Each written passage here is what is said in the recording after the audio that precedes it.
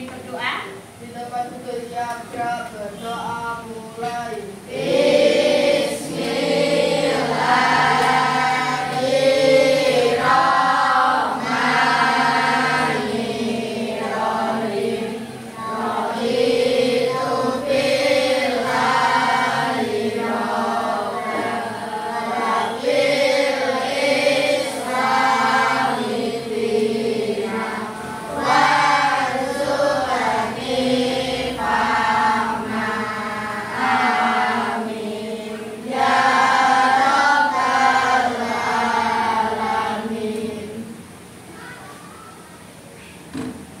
Alhamdulillah kita sudah berdoa. Hari ini siapa yang tidak masuk? Elsa.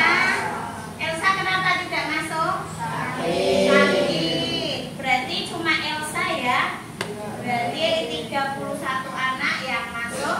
Kita doakan Elsa, semoga Elsa cepat sembuh dari sakitnya dan semoga dia besok bisa berangkat ke sekolah lagi. Hari ini kalian belajar dengan Bu Asmi tentang kecerdasan artifisial. Ini termasuk mata pelajaran baru pilihan karena kita mengikuti perkembangan zaman daerah lainnya. Siapa yang tahu apa itu kecerdasan artifisial? Ada yang tahu apa itu kecerdasan artifisial? Kecerdasan artifisial itu sama halnya dengan kecerdasan buatan. Kalau bahasa Inggrisnya intelijensi artifisial. Kalian mengenalnya dengan AI. Kalau AI sudah pernah dengar? Sudah. Hari ini kita akan belajar tentang kecerdasan artifisial, tentang tujuan pembelajarannya hari ini. Nanti kalian itu dapat menjelaskan tentang konsep dasar kecerdasan artifisial dengan kalimat kalian sendiri. Selain itu kalian juga dapat mengidentifikasi salah satu contoh sederhana kecerdasan artifisial dalam kehidupan sehari-hari. Kecerdasan artifisial itu adalah suatu program komputer yang meniru kecerdasan manusia. Dia meniru kecerdasan manusia dalam mengambil keputusan, menyediakan dasar penalaran dan karakteristik manusia lainnya. Jadi kecerdasan buatan ini dibuat untuk meringankan tugas manusia dan membantu tugas manusia. Karakteristiknya yang pertama itu KA belajar dari data. Jadi dia itu awalnya dari data. KA tidak seperti mesin yang biasa, hanya bisa melakukan satu tugas tetap karena bisa belajar dari data yang diberikan kepadanya. Jadi semakin banyak data yang diberikan, dia semakin banyak atau semakin baik kemampuan untuk menganalisisnya. Jadi dia belajar terus. Nah, yang mesin buatan aja, kecerdasan buatan aja, dia mau belajar terus, apalagi kalian sebagai manusia. Bedanya kalau kalian manusia diberi akal pikiran, ada perasaan. Kalau kecerdasan buatan itu dia tidak punya akal pikiran, tidak punya perasaan. Yang kedua, karakteristik kedua, KA mampu beradaptasi dan meningkatkan performanya. Jadi KA ini dapat berubah menyesuaikan diri berdasarkan pengalaman. Jika awalnya dia banyak melakukan kesalahan, dia akan memperbaiki dirinya sendiri dengan belajar dari pengalaman-pengalaman yang dia dapatkan. Sama seperti halnya manusia yang mau belajar dari kesalahan yang dia perbuat kemarin, dia belajar, dia tidak akan mengulang perbuatan itu di masa yang akan datang, di hari-hari berikutnya. Kamu datang terlambat, umpamanya hari ini kamu datang terlambat, berarti untuk besok kamu bagaimana? Harus merubah apa tidak? Merubah. Dengan bagaimana caranya? Dengan kalian berangkat atau bangun lebih awal, mempersiapkan apa yang akan dibawa lebih awal, atau kalau mau mempersiapkan pelajaran apa yang akan dibawa bisa malam hari. Itu mempersingkat waktumu untuk kamu berangkat lebih awal. Terus karakteristik yang ketiga, bekerja berdasarkan algoritma dan model prediktif. Bekerja dengan aturan dan langkah-langkah matematis yang disebut algoritma. Jadi dia punya langkah-langkah yang tepat. Awalnya bagaimana, setelah ini nanti apa yang akan dikerjakan, dan memprediksi suatu sebelum terjadi berdasarkan data yang dipelajari, seperti ramalan cuaca. Dia bisa memprediksi dari kelembapan. Oh, ini hari ini kelembapannya sekian. Cuaca kelihatan di langit bagaimana awannya, nanti prediksinya akan turun hujan apa tidak, apa hanya mendung. Itu belajar dari situ, data-data yang diperoleh. Karakteristik yang terakhir, dia mengenal pola dan membuat keputusan secara otomatis. Tidak hanya melihat data, tetapi dia menemukan pola yang tidak terlihat oleh manusia. Itu karakteristiknya. Di KA kita mengenal dengan istilah mesin cerdas dan mesin non cerdas. Cara kerja dari mesin cerdas itu bisa belajar dari pengalaman dan memperbaiki kinerjanya. Sedangkan mesin non cerdas itu hanya bekerja sesuai dengan instruksi yang sudah diprogramkan. Adaptasinya bisa menyesuaikan diri dengan kondisi baru tanpa harus diperintah ulang. Itu untuk mesin cerdas. Untuk aspek adaptasi mesin non cerdas tidak bisa menyesuaikan diri, hanya mengikuti pola tetap.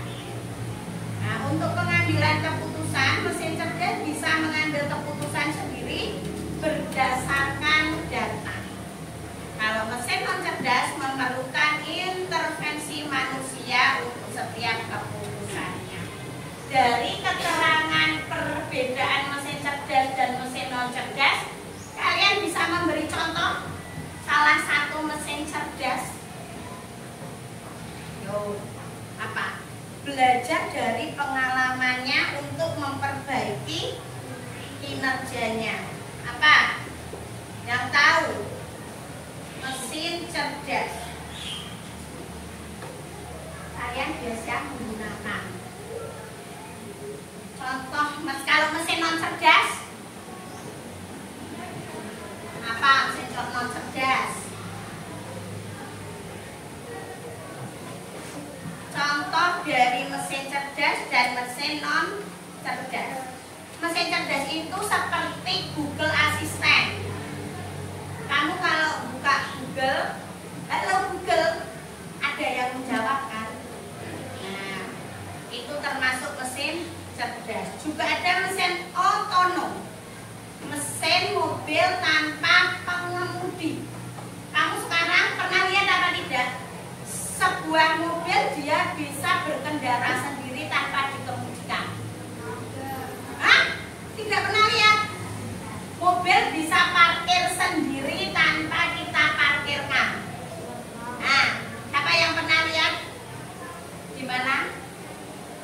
TikTok. Di TikTok. Nah, ada sekarang mobil Tesla. Itu bisa parkir sendiri kalau ada marka parkirnya. Jadi dia tidak akan melewati garis pembatas. Nah, mesin terus luaran atau outputnya akan jadi apa? Jus apa? Jus mangga.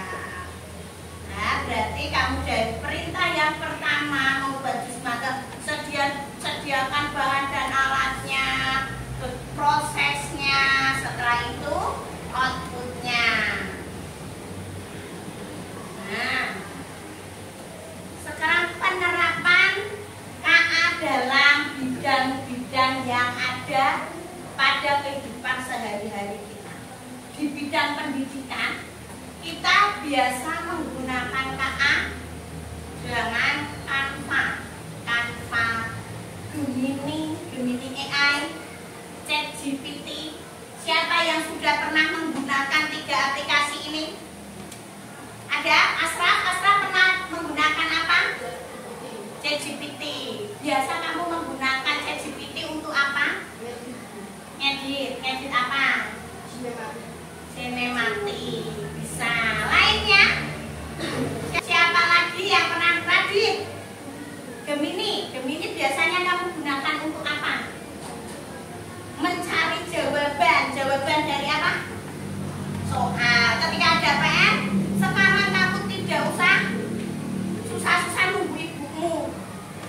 Nah, si Gemini ini bisa membantu kamu untuk menyelesaikan tugasmu.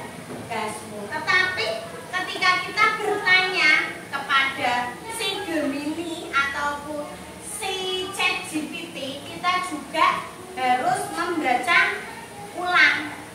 Kita koreksi lagi apakah jawabannya sudah sesuai dengan pertanyaan yang kita berikan, apakah jawabannya masih belum sesuai. Biasanya sekali cari langsung sesuai apa tidak? Tidak. Ada pendalaman yang harus kita lakukan sampai kita menemukan jawaban yang benar dan yang kita inginkan. Nah, selain di bidang pendidikan, ada juga di bidang transportasi. Google Map, ada Waze. Ini sama halnya dengan Google Map. Nah, apa gunanya Google Map? Siapa yang tahu? Untuk mengarahkan tempat yang ingin dikunjungi. Ada lagi? Nah, sudah bagus jawabannya, tapi masih kurang tepat. Ayo, siapa yang bisa membantu lagi? Apa, Dit? Melihat lokasi, ya boleh. Ada apa lagi, Nabila? Kamu pernah menggunakan Google Map? Pernah. Untuk apa? Mencari lokasi. Nah, terus kalau di depan itu ada kemacetan, kita juga diberitahu. Kita harus berbelok ke jalan yang mana. Sangat membantu apa tidak? Membantu itu sisi positifnya. Sisi negatifnya ada apa tidak?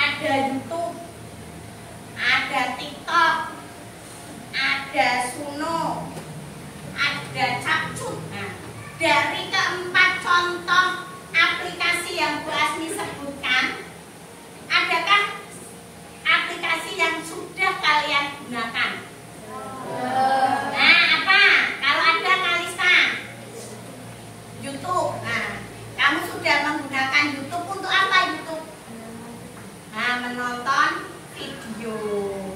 Siapa yang sudah menggunakan TikTok?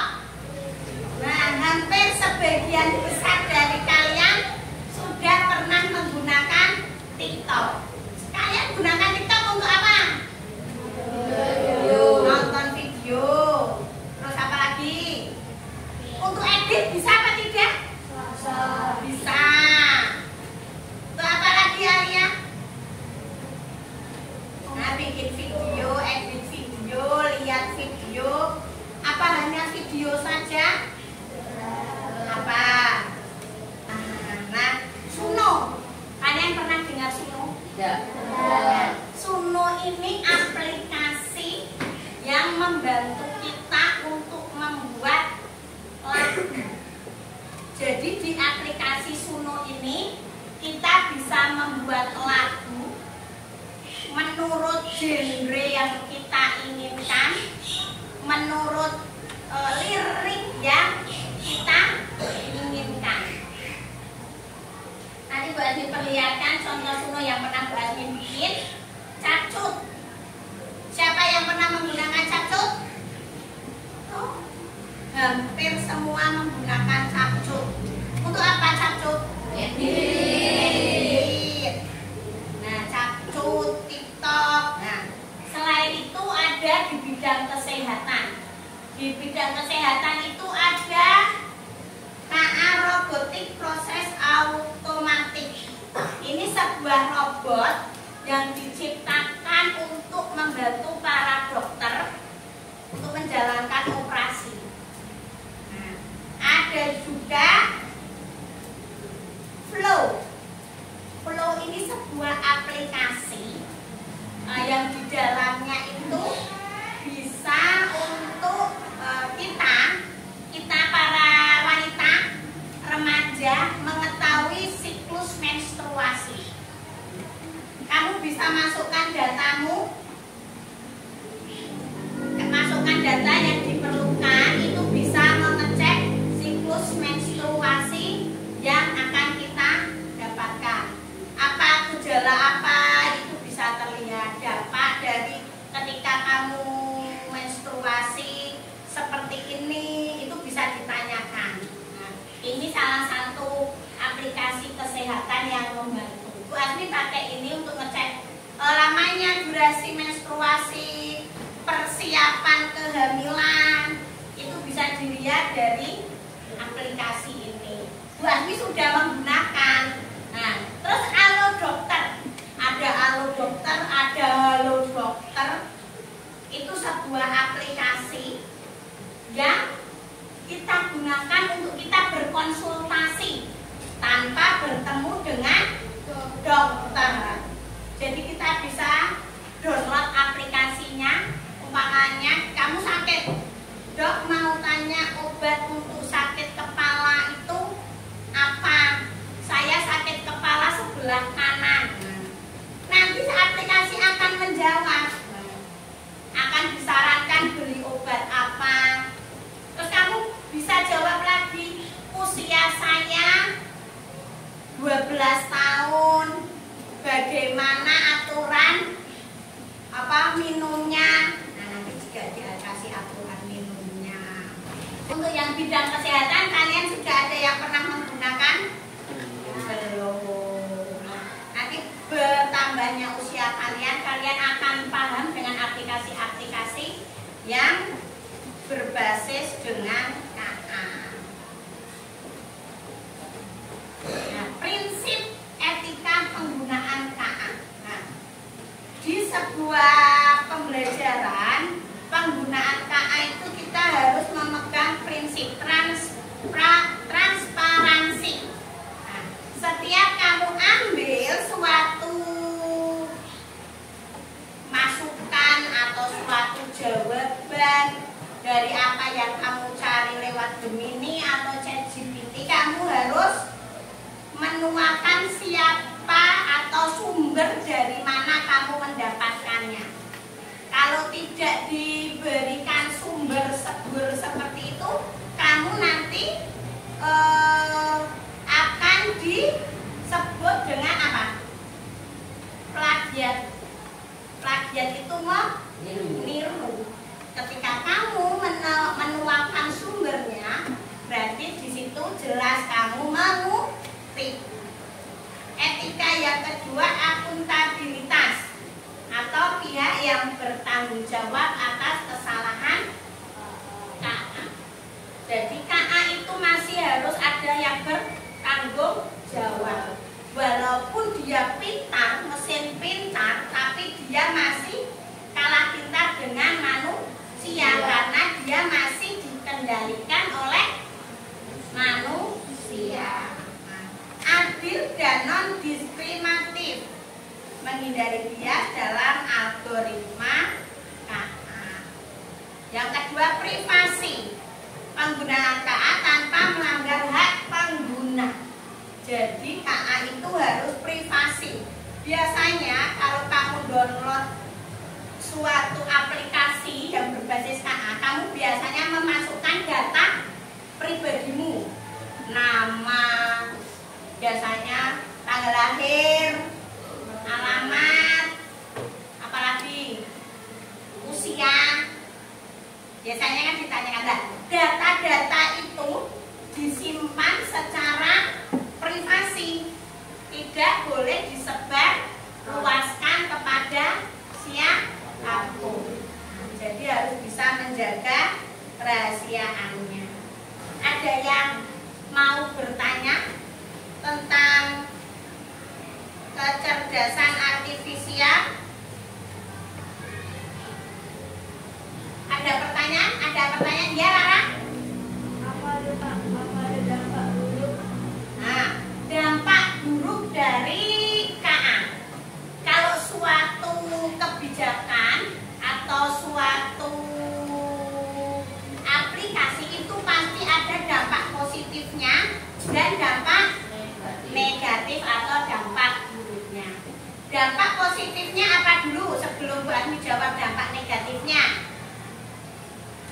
Yo, siapa yang bisa jawab dampak positifnya? Apa dampak positifnya? Membantu pekerjaan kalian, memudahkan pekerjaan kalian. Nah, dengan seperti itu dampak buruknya seperti halnya ketika kalian menggunakan aplikasi Gemini. Kamu bertanya tentang jawaban dari soal PR yang diberikan Bapak Ibu. Di situ sudah dijawab. Tanpa kamu koreksi, kamu hanya copy paste saja jawaban yang diberikan si Gemini ini langsung untuk dijawab. Kita belum tahu jawaban itu betul apa tidak. Jadi dampak buruknya itu menjadikan kamu tidak mau untuk literasi atau membaca. Ketika hanya pokoknya aku manut break, aku hanya manut sama si jawaban Gemini. Berarti membuat kamu malas untuk membaca. Dampak buruknya lagi, kalau di bidang hiburan, ketika kamu asik menggunakan aplikasi TikTok, YouTube, nah kalau tidak ada pendampingan dari orang tua, kalian bisa membuka situs-situs yang belum layak tonton untuk kamu.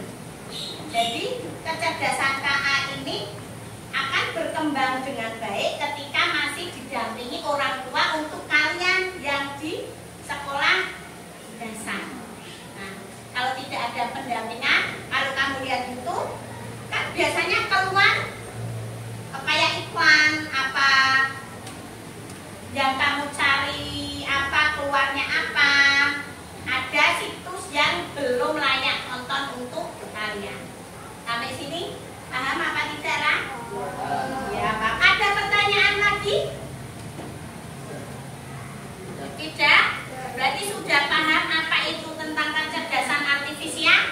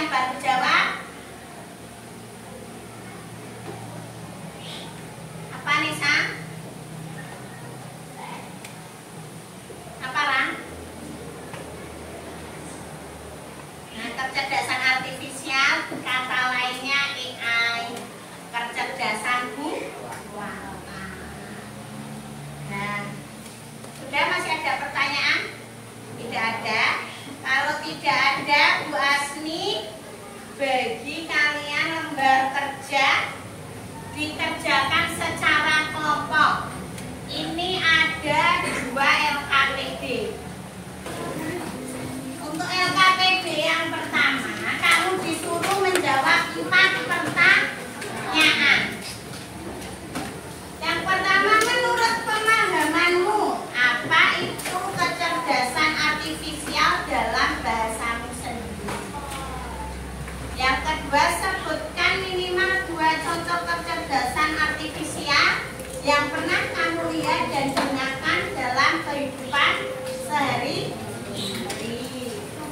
3. Sebutkan minimal 2 manfaat kecerdasan artifisial bagi manusia. Yang keempat, sebutkan dampak positif atau negatif yang timbul dalam penggunaan AI. Ini bisa dilepas karena ini yang kedua bisa dikerjakan bagi. Yang kedua, kamu punya proyek ide AI sederhana. Bayangkan kamu itu seorang penemu AI cilik.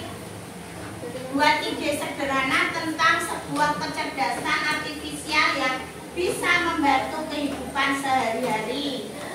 Gambarkan idemu dan jelaskan cara kerjanya.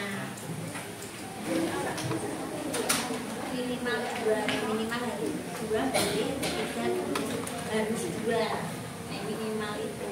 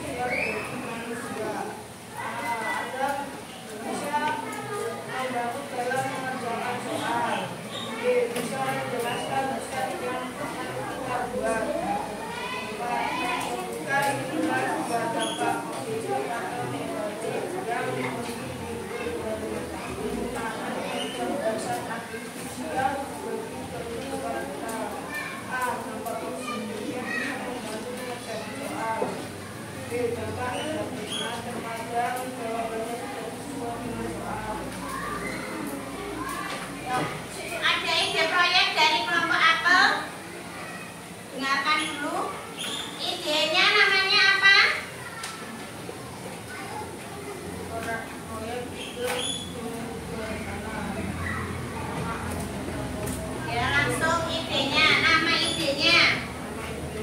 Football EI.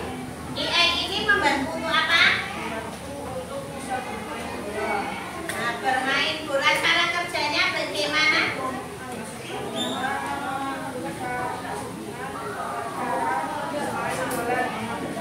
Nah, masukkan data. Terus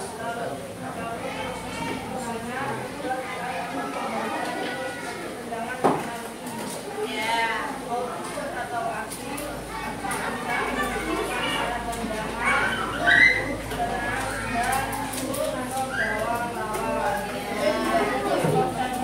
Manfaatnya apa? Manfaatnya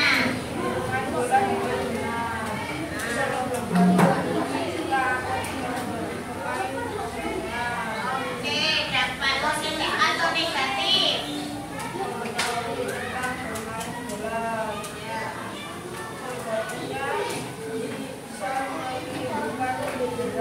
Oke, tepuk tangan untuk kelompok apa? Ada pertanyaan untuk kelompok apa?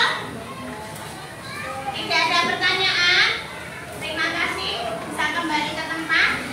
Sekarang Bu Asmi mau tanya apa? Apa yang kamu dapat dalam pembelajaran hari ini? Dari Radit, apa yang kamu dapat hari ini? Cut, jadi tahu cara kerja AI. Nah, jadi di sini kalian tadi belajar tentang pengertian AI. Pengertian AI itu suatu program yang menyerupai manusia, yang membantu manusia. Kamu juga tadi belajar dengan contoh AI. Ada Gemini, ChatGPT, Flow, Google Map. Nah, kamu juga tahu etikanya, harus transparan, harus adil, akuntabilitas. Nah, di sini pelajaran hari ini cukup dari Bu Asmi. Semoga di pelajaran selanjutnya nanti kita akan belajar untuk membuat AI dari salah satu aplikasi yang ada yang membantu kita di bidang pendidikan. Nanti di pertemuan berikutnya kita akan membuat suatu poster dari Canva. Ya, untuk pertemuan berikutnya kita persiapkan. Kiranya dari Bu Asmi cukup sekian. Ada pertanyaan lagi apa tidak? Tidak. Nah, untuk itu bisa ditutup dengan berdoa.